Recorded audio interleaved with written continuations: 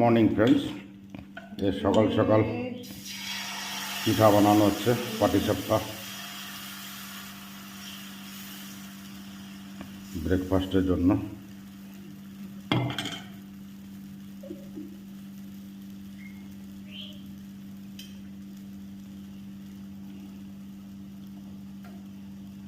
যে এখন দেওয়া হবে নারিকেল সুজি মিক্সারটা।